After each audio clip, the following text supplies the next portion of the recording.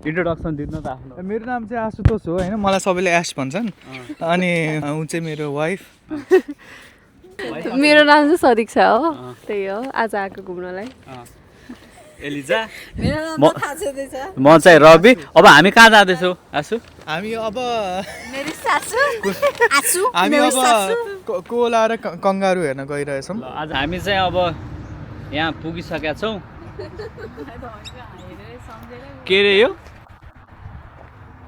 मुनलिट sanctuary. अनि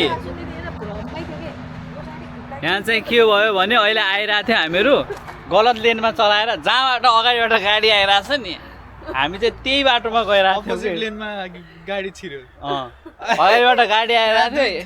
दुईजना त किन त्यो गाडी हामीतिर आइरहेछ, पछाडि जानुपर्ने होइन त भनेर भन्नु। यिनीहरू सोचेर बसेछन् भन्नु छोडेर दुईजना चाहिँ। ल जाम गाइज। तर यो पनि पिसफुल नै छ। ल गाइज, मुनलिट स्याङ्चुरी चाहिँ बन्द रहेछ, त्यही भएर हामी चाहिँ अर्को ठाउँ घुम्न जाँदैछौँ। तर यो एउटा मात्र डेस्टिनेसन हो नि त, यहाँबाट अझ अर्को ठाउँ जानु छ। पुरा डिमोटिभेट नहुनु गाइज। खै गाइज अब हामी बोटानिकल गार्डन जाँदैछौँ। यो मुनलिटले धोका दिए पनि हामी बोटानिकल गार्डन पुग्न थालिसक्यौँ है। अहिलेको दृश्य चाहिँ यस्तो छ होइन। यहाँ पक्कै पनि भित्रैबाट हेर्दाखेरि पनि कस्तो शान्त जस्तो वातावरण देखिएको छ। अन ड्राइभर सिट आसु होइन। बाटो चाहिँ दामी रहेछ है, दामी दामी है। होइन रातो बनाएको होला। क्या मजा छ।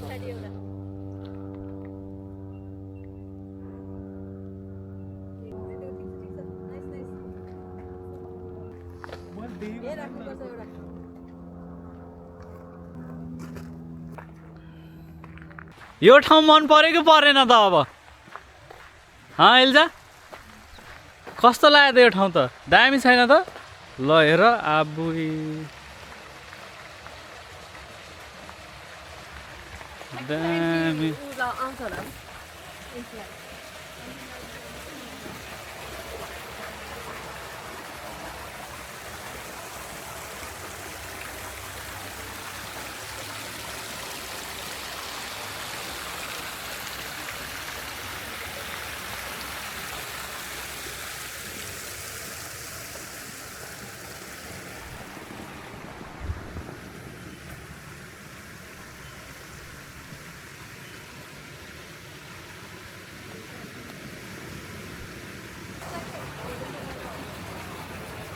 यतातिर पनि के रहेछ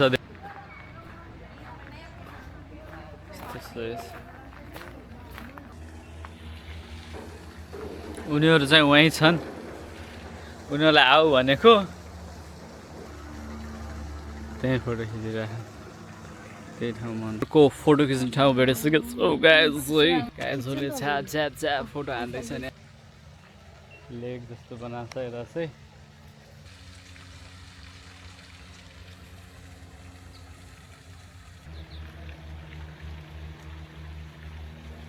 हामी जाँदा 1 घन्टा भइसक्छ। चाहिँ घुमेर सक्यो होइन बोटानिकल गार्डन पनि।